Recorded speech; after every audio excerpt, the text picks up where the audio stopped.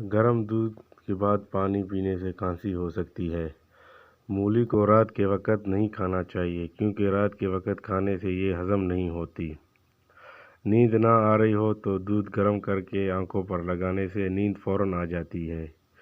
گنے کی گنڈیاں چوسنے سے رکا ہوا پیشاب کھل جاتا ہے۔ انگور کا رس پینے سے آدھے سر کا درد جاتا ہے۔ شیوتات کا رس پینے سے بلغم ختم ہوتی ہے۔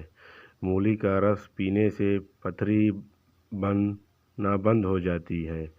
گاجر کا رس پینے سے جسم کے ہر زہریلے مادے ختم ہو جاتے ہیں۔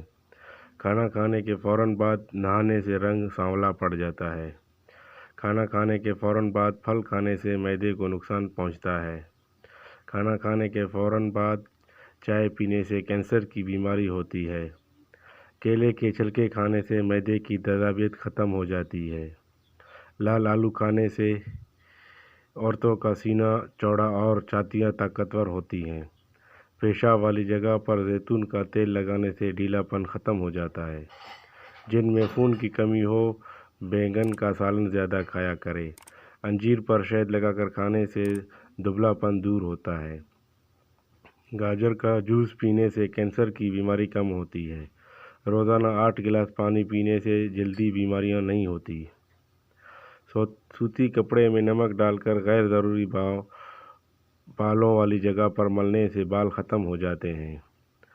سبز ٹماٹر کھانے سے پٹھوں میں درد دور ہو جاتا ہے۔ انار کا اندرونی چھلکا کھانے سے کھانا جلدی ہضم ہوتا ہے۔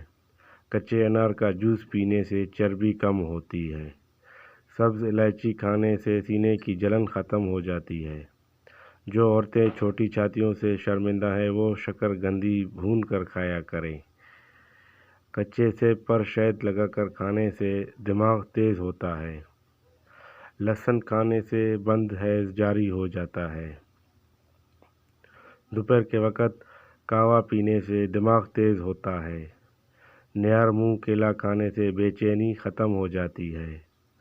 حمل کے دوران گرم چیز کھانے سے بچہ کمزور ہوتا ہے۔